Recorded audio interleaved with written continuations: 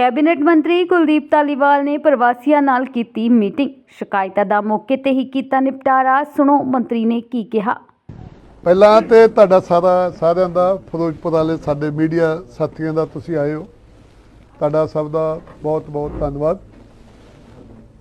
पंजाब के मुख मंत्री सरदार भगवंत सिंह मान जी के दिशा निर्देशों के उत्ते अज ये साडी इस साल की तीसरी NRI मिलनी सीगी।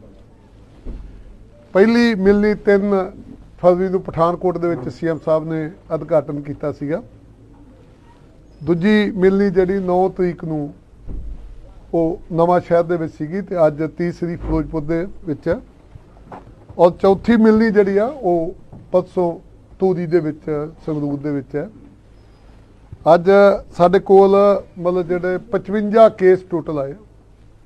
असी 55 केस हल करने वास्ते अपने अफसरां दी ड्यूटी लाई है। और जिहड़े 3 फरवरी नूं केस आए सीगे, फिर 9 नूं आए सीगे, वो भी सारे केस साडे प्रोसैस दे विच है। कुछ केस जिहड़े हल हो गए। मैं तुहानूं दसना चाहुंदा कि जदों असीं पिछले साल NRI मिलनीज कीतियां उदों 5 कीतियां सीगीआं। उदों साडे कोल 605 केस आए सीगे और 597 केस असीं हल करते सीगे। ऐरका भी जो हुण एंड दे उत्ते 29 तो बाद ऐरका 4 ने NRI मिलनी। जो टोटल केसां की कैलकुलेशन हो जूगी, कुछ उदा भी केस आउंदे आ, रोज़ मिलते हैं, फिर मीडिया नूं जानकारी देवांगे और जल्दी जिद्दां असीं पहले हल कीते। हुण तां साडे मुख मंत्री साहब ने यह भी दिशा निर्देश दिते आ कि जदों कंप्लेंट आउंदी है NRI बाहरले देश तो आउंदा, कनेडा, अमेरिका, UK जिथों भी आउंदा, ਉਹਦੀ ਟਿਕਟ ਜਿਹੜੀ ਚੈੱਕ ਕਰਨੀ ਆ ਵੀ ਉਹ ਕਿੰਨੇ ਚਿਰ ਲਈ ਆ। ਤੇ ਜੇ ਕੋਰਟ ਦੇ ਵਿੱਚ ਕੇਸ ਨਹੀਂ ਗਾ ਤੇ ਉਹਨਾਂ ਨੂੰ ਉਹਦੇ ਉਸ ਟਾਈਮ ਦੇ ਵਿੱਚ ਉਹਨਾਂ ਦੇ ਜਾਣ ਤੋਂ ਪਹਿਲਾਂ ਹੱਲ ਕਰਨਾ। ਅੱਜ ਵੀ ਸਾਰੇ ਅਫਸਰਾਂ ਨੂੰ ਇਹੀ ਕਿਹਾ ਗਿਆ ਕਿ ਇਹਨਾਂ ਦੇ ਜਾਣ ਤੋਂ ਪਹਿਲਾਂ ਮਸਲਾ ਹੱਲ ਕਰ ਦਿਓ। ਬਸ ਇਹੀ ਆ ਕਿ ਕੇਸ ਜਿਹੜਾ ਕੋਰਟ 'ਚ ਨਹੀਂ ਹੋਣਾ ਚਾਹੀਦਾ। ਕੋਰਟ ਵਾਲਾ ਕੇਸ ਥੋੜਾ ਸਾਡੇ ਲਈ ਪ੍ਰੋਬਲਮ ਆਉਂਦੀ ਆ। ਬਾਕੀ ਅਸੀਂ ਵੇਖੋ ਪਿਛਲੇ 2 ਸਾਲ ਤੋਂ ਹਜ਼ਾਰਾਂ ਮਤਲਬ ਜਿਹੜੇ NRI ਬਾਹਰੋਂ ਆਏ, ਹਰ ਇੱਕ ਦਾ मसला हल कर रहे हैं। हर एक को बेनती कर रहे हैं कि पंजाब उन्हों का पंजाब है। उन्होंने कभी पंजाब में ये नहीं समझना चाहिए कि इतने उन्होंने सुरक्षा देगी। मान साहब ने बड़े निर्देश दिते हैं सारी ब्यूरोक्रेसी नूं, सानू सारिआं नूं कि NRI भरावां दी जायदाद की भी राखी करनी है, उन्हों के परिवारों की भी राखी करनी है, जान माल की राखी करना साडी ड्यूटी है और असीं वो कर रहे हैं और बहुत वधिया सानू कामयाबी मिली। मंत्री साहब तुहाडा उपराला बहुत वधिया, लेकिन 2 जिहड़े केस है, एक मोगे का, एक तरनतारन का, 1 साल तो जिहड़ा लटकता आ रहा, अज भी तुहाडे कोल आए ने ते सर की ਉਹ ਕਹਿੰਦੇ ਪਹਿਲਾਂ ਪਿਛਲੀਆਂ ਮੀਟਿੰਗਾਂ ਦੇ ਵਿੱਚ ਵੀ ਤੁਹਾਨੂੰ ਮਿਲੇ ਹੈਗੇ। ਨਹੀਂ ਵੇਖੋ ਉਹੀ ਗੱਲ ਨਾ, ਉੱਥੇ ਵੀ ਪ੍ਰੋਬਲਮ ਇਹੀ ਆਈ। ਜਦੋਂ ਬੰਦੇ ਕੋਰਟਾਂ 'ਚ ਚੱਲ ਜਾਂਦੇ ਨਾ ਫਿਰ ਸਾਡੇ ਲਈ ਬੜੀ ਪ੍ਰੋਬਲਮ ਆ ਜਾਂਦੀ ਹੈ। ਕੋਰਟ 'ਚ ਕਦੀ ਦੂਜੀ ਪਾਰਟੀ ਸਟੇ ਲੈ ਲੈਂਦੀ ਹੈ, ਕਦੀ ਇਹ ਲੈ ਲੈਂਦੀ ਹੈ। ਸਮਝਦੇ ਕਿਹਦੀ ਗੱਲ? ਅਸੀਂ ਇਹਨਾਂ ਕੇਸਾਂ ਦਾ ਜਿਹੜਾ ਤੁਸੀਂ ਰੋਡੇ ਦੀ ਵੀ ਗੱਲ ਕਰਦੇ ਹੋ, ਇਹਨਾਂ ਕੇਸਾਂ ਦਾ ਕਾਫੀ ਇਹੀ ਮਸਲਾ ਹੱਲ ਕਰ ਲਿਆ, ਪਰ ਉਹ ਵੀ ਕੇਸ ਕੋਰਟ 'ਚ चल गया। ये भी तरनतारन वाला जो कोर्ट चला गया। जो कोर्ट चल जाता फिर साडा टाइम लग जाता, उदा नहीं ही टाइम लगन देंदे। सर जी मैं तुहानूं दस्सिया कि साडे कोल जिहड़ियां पिछलियां मिलनियां सीगियां टोटल जिहड़े 605 केस आए और 597 केस असीं हल करते जिहड़ियां पहलियां मिलनियां सी। आ जिहड़ियां मिलनियां ये जदों 29 तरीक नूं कंप्लीट हो जाणगियां फिर असीं सारे केस प्रोसैस दे विच नाल पाई जांदे आ। फिर समझ लो 2-3 महीनों के सब कंप्लीट कर देने। और खास तौर पर जिन्हों दियाँ ਜਿਹੜੀਆਂ डेटा ने जिन्हों ने वापस जाना टिकट लैके आए कि कोई महीने का टाइम है, 2 महीने का टाइम, वो असीं सारियां किसानां दे हक च खड़ गया हिंदू भाईचारा। किसानां नाल 9 मास दा रिश्ता निभाउण पहुंचे आड़ती। बॉर्डर उत्ते किसानां नाल डट गए हिंदू वीर। इस दे नाल ही उन्हां ने होर की कहा, वो सुणदे हां पूरी गलबात। दोस्तों वाहिगुरू जी का खालसा वाहिगुरू जी की फतेह। आज तुसीं देख रहे हो मेरे नाल अंकित गर्ग जी पात्रा तो खड़े ने, नाल उन्हां दे सहयोगी साथी खड़े ने। इन्हां दा आड़त दा भी काम है और इन्हां ने किड्डा वड्डा काम कीता। जे इहनूं ध्यान नाल देखीए कि जिथे किते किसानां दे उपर जुल्म ढाउण वालियां दी भी कोई घाट नहीं और उत्थे जख्मां दे उत्ते आके मल मिलाउण वालियां दी भी कोई घाट नहीं। ये अज वीर साडे इत्थे जख्मां दे उत्ते मल मिलाउण दे लई पहुंचे ने। इन्हां ने फैसला लिया कि जिन्ने भी तुहाडे टायर वगैरह खराब किए गए ने वो सब टायरां नूं ठीक करन दी जिम्मेवारी असीं चुकदे हां। और अज सवेर तो इन्हां दी मशीन लैके सारा ताम झाम लैके इत्थे आए हुए ने ਆ ਇੱਥੇ ਹੀ ਮਸ਼ੀਨ ਲੈ ਕੇ ਆਏ ਆ, ਇੱਥੇ ਹੀ ਸਾਰਾ ਕੁਝ ਇਹ ਕੰਮ ਕਰ ਰਿਹਾ ਹੈ। ਤਾਂ ਮੇਰੀ ਬੇਨਤੀ ਹੈ ਦੋਸਤੋ ਕਿ ਜਿਸ ਤਰੀਕੇ ਦੇ ਨਾਲ ਇਹਨਾਂ ਵੀਰਾਂ ਨੇ ਆ ਕੇ ਸਪੋਰਟ ਕੀਤੀ ਹੈ, ਇਹਨਾਂ ਨੂੰ ਕਿਸੇ ਨੇ ਜਾ ਕੇ ਨਹੀਂ ਕਿਹਾ, ਇਹ ਆਪਣੇ ਆਪ ਆਏ ਨੇ। ਇਹ ਕੋਈ ਪ੍ਰਮਾਤਮਾ ਦੀ ਰਹਿਮਤ ਹੈ ਇਸ ਮੋਰਚੇ ਤੇ। ਇਹਦਾ ਸਹਿਯੋਗ ਦੇਣ ਵਾਲੇ ਆਪਣੇ ਆਪ ਉੱਭਰ ਕੇ ਆ ਰਹੇ ਨੇ। ਵੱਡੀ ਪੱਧਰ ਦੇ ਉੱਤੇ ਇਸ ਇਲਾਕੇ ਦੇ ਵਿੱਚੋਂ ਸੰਗਤਾਂ ਲੰਗਰ ਦੀ ਸੇਵਾਵਾਂ ਕਰ ਰਹੀਆਂ ਨੇ। ਵੱਡੀ ਪੱਧਰ ਦੇ ਉੱਤੇ ਸੰਤ ਮਹਾਂਪੁਰਸ਼ ਇੱਥੇ ਲੰਗਰ ਲਾ ਰਹੇ ਨੇ। ਸੋ ਇਸ ਕਰਕੇ ਮੋਰਚਾ ਚੜ੍ਹਦੀ ਕਲਾ 'ਚ ਹੈ। ਵਾਹਿਗੁਰੂ ਕਿਰਪਾ ਕਰੇ। ਆਏ ਦਿਨ ਇੱਥੇ ਜਿਹੜੀਆਂ ਟਰਾਲੀਆਂ ਨਵੀਆਂ ਹੋਰ ਆ ਰਹੀਆਂ ਨੇ। ਤੁਹਾਨੂੰ ਸਭ ਨੂੰ ਮੇਰੀ ਬੇਨਤੀ ਹੈ ਮੇਰੇ ਦੋਸਤੋ ਕਿ ਇਹ ਮੋਰਚਾ ਆਪਣਾ ਸਾਰਿਆਂ ਦਾ ਹੈ। ਇਹ ਮੋਰਚਾ ਛੋਟੇ ਵਪਾਰੀ ਦਾ ਵੀ ਹੈ, ਇਹ ਮੋਰਚਾ ਛੋਟੇ ਦੁਕਾਨਦਾਰ ਦਾ ਵੀ ਹੈ, ਇਹ ਮੋਰਚਾ ਮਜ਼ਦੂਰ ਦਾ ਵੀ ਹੈ, ਛੋਟੇ ਸਨਅਤਕਾਰ ਦਾ ਵੀ ਹੈ। ਸੋ ਇਹ ਸਾਰਿਆਂ ਨੂੰ ਇਸ ਮੋਰਚੇ ਦਾ ਭਰਮਾ ਸਹਿਯੋਗ ਕਰਨ ਦੀ ਲੋੜ ਹੈ, ਕਿਉਂਕਿ ਇਹ ਲੜਾਈ ਹੈ ਜਿਹੜੀਆਂ ਐਡੀ ਵੱਡੀ ਬੈਰੀਕੇਡਿੰਗ ਹੋਈ ਹੈ ਨਾ, ਇਹ ਐਵੇਂ ਨਹੀਂ ਹੋਈ। ਕਿਉਂਕਿ ਸਾਡੇ ਮੰਗ ਪੱਤਰ ਦੇ ਵਿੱਚ ਮੰਗ ਇਹ ਸੀ ਕਿ ਭਾਰਤ WTO ਚੋਂ ਬਾਹਰ ਆਵੇ, ਜਿਹੜਾ ਸਿੱਧੀ ਸੱਟ ਕਾਰਪੋਰੇਟ ਨੂੰ, ਸਿੱਧੀ ਸੱਟ ਨਵੀਆਂ ਆਰਥਿਕ ਨੀਤੀਆਂ ਨੂੰ ਮਾਰਦਾ ਸੀ। ਸੋ ਇਸ ਕਰਕੇ ਇੰਨਾ ਜ਼ੋਰ ਤਾਂ ਹੀ ਲੱਗ ਰਿਹਾ ਸਰਕਾਰ ਦਾ। ਔਰ ਸੱਜਣੋ, ਆਪਣੇ ਇਕੱਠੇ ਹੋਏ ਬਿਨਾ ਇਹ ਲੜਾਈ ਜਿੱਤੀ ਨਹੀਂ ਜਾਣੀ। ਤਕੜੇ ਹੋਵੋ, ਹਮਲਾ ਮਾਰੀਏ, ਇਹ ਲੜਾਈ ਅੱਗੇ ਹੋਰ ਵਧੇ ਤਾਂ ਕਿ ਆਪਾਂ ਇਹ 'ਤੇ ਜਿੱਤ ਹਾਸਲ ਕਰੀਏ। ਬਹੁਤ ਬਹੁਤ ਧੰਨਵਾਦ। ਮੈਂ ਮੁੜ ਦੁਬਾਰਾ ਅੰਕਤ ਜੀ ਹੋਰਾਂ ਦਾ, ਉਹਨਾਂ ਦੇ ਸਹਿਯੋਗੀਆਂ ਦਾ, ਸੰਯੁਕਤ ਕਿਸਾਨ ਮੋਰਚਾ ਗੈਰ ਰਾਜਨੀਤਿਕ KMM ਸਾਰੇ ਦੋਨਾਂ ਫੋਰਮਾਂ ਵੱਲੋਂ ਸਾਂਝੇ ਤੌਰ ਤੇ ਧੰਨਵਾਦ ਕਰਦਾ। ਵਾਹਿਗੁਰੂ ਜੀ ਕਾ ਖਾਲਸਾ, ਵਾਹਿਗੁਰੂ ਜੀ ਕੀ ਫਤਿਹ। ਸੁਖਪਾਲ ਖਹਿਰਾ ਨੇ ਅੰਮ੍ਰਿਤਪਾਲ ਸਿੰਘ ਦੇ ਹੱਕ 'ਚ ਕਹਿ ਦਿੱਤੀਆਂ ਇਹ ਗੱਲਾਂ। ਕੀ ਕਿਹਾ ਉਹਨਾਂ ਨੇ, ਤੁਸੀਂ ਵੀ ਸੁਣੋ। ਸਮਝ ਕੇ ਇੱਥੇ ਪਹੁੰਚਿਆ ਵਾਂ ਕਿਉਂਕਿ ਡਬਲ ਵਿਕਟਮਾਈਜੇਸ਼ਨ ਹੋ ਰਹੀ ਆ। ਪਹਿਲਾਂ ਤਾਂ NSA ਲਾਉਣਾ ਹੀ ਸਰਾਸਰ ਗਲਤ ਸੀਗਾ, ਕਿਉਂਕਿ ਭਾਈ ਅੰਮ੍ਰਿਤਪਾਲ ਸਿੰਘ ਖਾਲਸਾ ਤੇ ਉਹਨਾਂ ਦੇ ਸਾਥੀ ਪ੍ਰਾਇਮਰੀਲੀ ਨਸ਼ੇ ਦੇ ਖਿਲਾਫ ਪ੍ਰਚਾਰ ਕਰ ਰਹੇ ਸੀਗੇ, ਸਿੱਖੀ ਦੇ ਨਾਲ ਜੁੜਨ ਵਾਸਤੇ ਪ੍ਰਚਾਰ ਕਰਦੇ ਸੀਗੇ। ਉਹਨਾਂ ਨੇ ਕਿਤੇ ਵੀ ਕੋਈ ਵਾਇਲੈਂਟ ਐਕਸ਼ਨ ਨਹੀਂਗਾ। ਸਿਰਫ ਇੱਕ ਅਜਨਾਲੇ ਪੁਲਿਸ ਸਟੇਸ਼ਨ ਵਿੱਚ ਝਗੜਾ ਹੁੰਦਾ, ਤੁਸੀਂ ਉਹਨਾਂ ਨੂੰ 307 ਲਾਓ, 452 ਲਾਓ, ਅੰਮ੍ਰਿਤਸਰ ਜੇਲ੍ਹ 'ਚ ਰੱਖੋ, ਟਰਾਇਲ ਕਰੋ, ਸਜ਼ਾ ਦਿਓ।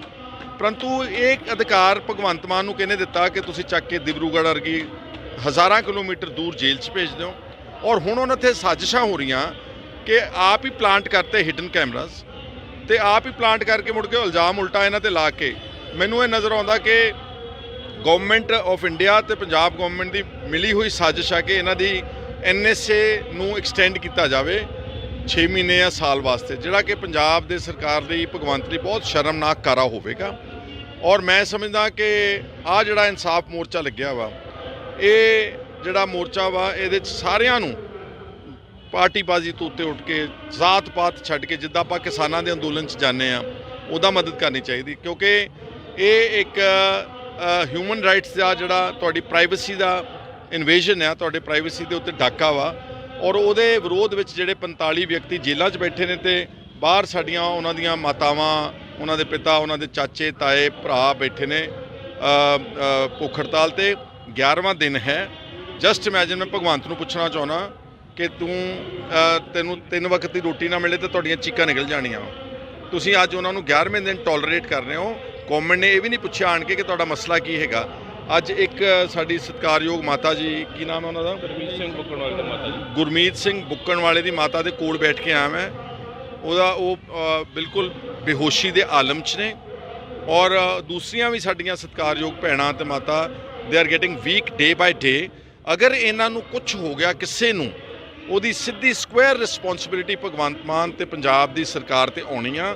ਔਰ ਇਹਦਾ ਹਸ਼ਰ, ਇਹਦਾ ਖਮਿਆਜ਼ਾ ਉਹਨਾਂ ਨੂੰ ਭੁਗਤਣਾ ਪਵੇਗਾ।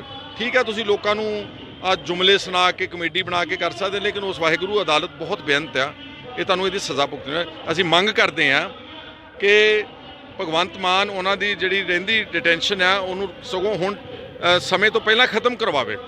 ਔਰ ਜਿਹੜਾ ਉਹਨਾਂ 'ਤੇ ਉਹ ਹੋ ਰਿਹਾ ਅਤਿਆਚਾਰ, ਜ਼ੁਲਮ ਹੋ ਰਿਹਾ ਵਾ, ਉਹ ਬੰਦ ਕਰਵਾਵੇ। ਹੋਮ ਮਿਨਿਸਟਰ ਨਾਲ ਗੱਲ ਕਰੇ, ਸਾਡੇ ਵੱਲੋਂ ਅਸਾਮ ਚੀਫ ਮਿਨਿਸਟਰ ਗੱਲ ਕਰੇ।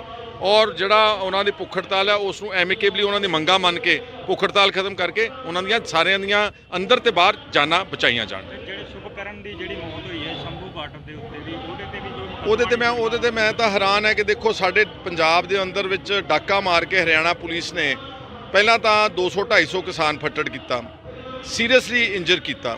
ਸਾਡੀਆਂ ਟਰੈਕਟਰਾਂ ਟਰਾਲੀਆਂ ਟਰੈਕਟਰ ਭੰਨੇ, ਸਾਡੇ ਨਿਸ਼ਾਨ ਸਾਹਿਬ ਨੂੰ ਕੁਚਲਿਆ, ਸਾਡੇ ਕਿਸਾਨੀ ਝੰਡਿਆਂ ਨੂੰ ਪੈਰਾਂ ਥੱਲੇ ਰੋਂਦਿਆ ਔਰ ਅਖੀਰ ਸ਼ੁਭਕਰਨ ਨੂੰ ਗੋਲੀ ਮਾਰ ਕੇ ਮਾਰ ਦਿੱਤਾ। ਤੇ ਕੋਈ ਜੂੰ ਹੀ ਨਹੀਂ ਸਰਕੀ ਭਗਵੰਤ ਦੇ ਸਿਰ ਕੰਨਾਂ ਦੇ ਉੱਤੇ। ਉਹਨੂੰ ਪਤਾ ਹੀ ਨਹੀਂ ਪੰਜਾਬ ਦੇ ਵਿੱਚ ਕੀ ਹੋ ਰਿਹਾ। ਆਖੇ ਜੀ ਇਹ ਸ਼ੁਭਕਰਨ ਜਿਹੜਾ ਵਾ ਹਰਿਆਣਾ ਦੀ ਟੈਰੀਟਰੀ 'ਚ, ਹੁਣ ਪੁਲਿਸ ਵਾਲਿਆਂ ਨੇ ਇਹ ਗੱਲ ਦਲੀਲ ਕਰ ਰਹੀ ਹੈ। ਅਗਰ ਉਹ ਕਰ ਵੀ ਲਈ ਆ, ਮੰਨ ਲਈ ਇੱਕ ਮਿੰਟ ਝੂਠੀ ਦਲੀਲ ਇਹਨਾਂ ਦੀ, ਤੇ ਭਗਵੰਤ ਮਾਨ ਅਗਰ ਚਾਹਵੇ ਤਾਂ 0 FIR ਕਿਤੇ ਵੀ ਦਰਜ ਕਰਕੇ ਹਰਿਆਣਾ ਗਵਰਨਮੈਂਟ ਨੂੰ for further investigation of the murder of the killing of Shubhkaran can be sent. ਤੇ ਜਿਹੜਾ 250 ਬੰਦਾ ਇੱਥੇ ਫੱਟੜ ਹੋਇਆ, ਉਹ ਤਾਂ ਪੰਜਾਬ 'ਚ ਹੀ ਫੱਟੜ ਹੋਇਆ ਨਾ। ਡਰੋਨ ਮਾਰੇ ਗਏ ਅੰਦਰ ਆਣ ਕੇ, ਡਰੋਨਾਂ ਰਾਹੀਂ ਟੇਅਰ ਗੈਸਿੰਗ ਕੀਤੀ ਗਈ, ਰਬੜ ਬੁਲਟਸ ਮਾਰੀਆਂ। ਉਹ ਤਾਂ ਆਪਾਂ ਮੰਨਦੇ ਕਿ ਉਹ ਤਾਂ ਕਿਸਾਨ ਪੰਜਾਬ 'ਚ ਸੀਗੇ, ਉਹ ਵੀ ਹਰਿਆਣੇ 'ਚ ਬੜੇ ਹੋਏ ਸੀਗੇ, ਉਹਨਾਂ ਦੀ ਵੀ FIR ਕੋਈ ਨਹੀਂ। ਟਰੈਕਟਰ ਭੰਨੇ, ਕੋਈ FIR ਨਹੀਂ ਗਈ। ਇਹ ਤਾਂ ਬਸ ਹੁਣ ਮੈਂ ਕਹਿ ਸਕਦਾ ਕਿ ਜਿਹੜਾ ਇਹਨਾਂ ਦਾ ਇਨਕਲਾਬ ਉਹ ਝੂਠਾ ਸਾਬਤ ਹੋ ਗਿਆ। ਔਰ ਇਹ 91 ਜਿਹੜੇ ਇੱਕ ਅੱਧੇ ਨੂੰ ਛੱਡ ਕੇ ਦੇ ਆਰ ਆਲ ਬੰਦੂਆ ਮਜ਼ਦੂਰ, ਬਿਲਕੁਲ ਮੂੰਹਾਂ ਨੂੰ ਤਾਲੇ ਲੱਗ ਗਏ ਨੇ। ਡਰਪੋਕ ਕਾਇਰ ਬੰਦਿਆਂ ਦੀ ਹੱਥ ਸਰਕਾਰ ਆ ਗਈ ਆ। ਤੇ ਹਲੇ ਵੀ ਸਮਾਂ ਹੈਗਾ ਵਾ ਕਿ ਕਿਸਾਨੀ ਅੰਦੋਲਨ ਵਿੱਚ ਜਿਹੜਾ ਅਨਿਆਏ ਧੱਕਾ ਸ਼ੁਭਕਰਨ ਤੇ ਦੂਜਿਆਂ ਨਾਲ ਹੋਇਆ, ਉਹਨਾਂ ਦੇ ਖਿਲਾਫ ਮੁਕੱਦਮੇ ਦਰਜ ਕਰਕੇ ਤੇ ਕਾਰਵਾਈ ਕੀਤੀ ਜਾਵੇ। ਕੁੰਵਰ ਵਿਜੇ ਪ੍ਰਤਾਪ ਦਾ ਮੈਂ ਇੱਕ ਗੱਲ ਕਹਿਣਾ ਕਿ 92 ਚੋਂ ਇੱਕ ਬੰਦਾ ਉਹ ਗੈਰ ਸਿੱਖ ਆ, ਪਰ ਉਹ ਘੱਟੋ ਘੱਟ ਗੁਰੂ ਗ੍ਰੰਥ ਸਾਹਿਬ ਦੀ ਬੇਅਦਬੀ ਦੀ ਬੀੜਾ ਤੇ ਚੱਕਿਆ ਹੋਇਆ ਉਸਨੇ। ਇਹ ਤਾਂ ਸ਼ਰਮ ਆਉਣੀ ਚਾਹੀਦੀ ਦੂਜੇ 91 ਨੂੰ ਸ਼ਰਮ ਆਉਣੀ ਚਾਹੀਦੀ ਆ ਕਿ ਅਸੀਂ ਸਾਨੂੰ ਬਣਾਇਆ ਕਾਹਦੇ ਵਾਸਤੇ ਆ। ਕਿਸੇ ਗੱਲ ਤੇ ਬੋਲਦੇ ਨਹੀਂਗੇ। ਮਤਲਬ ਝੱਖੜ ਚੱਲ ਰਹੇ, ਮੀਂਹ ਆ ਜੇ, ਹਨੇਰੀ ਆ ਜੇ, ਕਤਲ ਹੋ ਜੇ ਸ਼ੁਭਕਰਨ ਤੇ, ਟਰੈਕਟਰ ਤੋੜ ਦੇਣ, ਬੰਦੇ ਡੈਮੇਜ ਕਰ ਦੇਣ, NSA ਲਾ ਦਿਓ। ਇਹ ਕੀ ਇਸ ਕਰਕੇ ਇਨਕਲਾਬ ਦੀ ਗੱਲਾਂ ਕਰਦੇ ਸੀ ਕਿ ਇਸ ਕਰਕੇ ਪੰਜਾਬ ਦੀ ਸਰਕਾਰ ਸੁਣੀ? ਇਹਨਾਂ ਨੂੰ ਸ਼ਰਮ ਨਾਲ ਆਪਣਾ ਜਿਹੜਾ ਹੈ ਸਿਰ ਝੁਕਾ ਲੈਣਾ ਚਾਹੀਦਾ। ਵੈਸੇ ਨੱਕ ਨੂੰ ਬੋਲਣਾ ਚਾਹੀਦਾ ਥੋੜੇ ਜਿਹੇ ਪਾਣੀ ਦੇ ਵਿੱਚ। ਧੰਨਵਾਦ। ਵਿਰੋਧੀ ਧਿਰ ਦੇ ਨੇਤਾ ਪ੍ਰਤਾਪ ਸਿੰਘ ਬਾਜਵਾ ਨੇ ਕਿਸਾਨੀ ਅੰਦੋਲਨ ਨੂੰ ਲੈ ਕੇ ਕੀਤੇ ਵੱਡੇ ਖੁਲਾਸੇ। ਸ਼ੁਭਕਰਨ ਦੇ ਮਾਮਲੇ ਵਿੱਚ FIR ਦਰਜ ਕਰਨ ਦੀ ਕੀਤੀ ਮੰਗ। ਹੋਰ ਕੀ ਕਿਹਾ ਉਹਨਾਂ ਨੇ, ਆਓ ਸੁਣਦੇ ਹਾਂ। पर जो आज हालात पंजाब में 13 फरवरी से आज तक बने हुए हैं, तकरीबन 12-15 दिन हो गए। पंजाब में जो हालात हैं उसके बारे में मैं सारे देश को बताना चाहता हूं, आपको भी जानकारी देना चाहता हूं। सबसे पहले तो हमें बहुत अफसोस है कि जो किसान मेहनत करके हर रोज हम जो खाना खाते हैं और जो हमारे थाल में खाना या प्लेट में खाना आता है, जिसकी मेहनत के साथ खाना हमें रोज हम परोसते हैं घरों में, तो हमारे साथ वाला बगल वाला सूबा जो है, जिसको हम अपना ही सूबा कहते हैं, हमारे ही भाई हैं, जिस ढंग से उन्होंने पंजाब के किसानों के साथ अन्याय किया है या जो व्यवहार किया है, उसको हम सख्त शब्दों में मैं कंडेम करता हूं। इस प्रेस कॉन्फ्रेंस में मैं श्रद्धांजलि के रूप में 2 शब्द अपने नौजवान छोटे भाई पंजाब के शुभकरण सिंह, 22 साल की एज के एक किसान, जो पहले जब मोदी साहब नए कानून लेकर आए थे किसानों के खिलाफ, उस टाइम भी 1 साल वो लगातार ऑलमोस्ट दिल्ली के बॉर्डर्स पर बैठा था। वो पंजाब की टेरिटरी में था, तकरीबन हरियाणा की टेरिटरी से 1 किलोमीटर पीछे हैवी टीयर गैस शेल्स के बाद उस लड़के को अचानक गोली लगती, और आज तकरीबन 7-8 दिन हो चुके हैं। सबसे अनफॉर्चुनेट बात यह है कि उसकी शहादत हुई।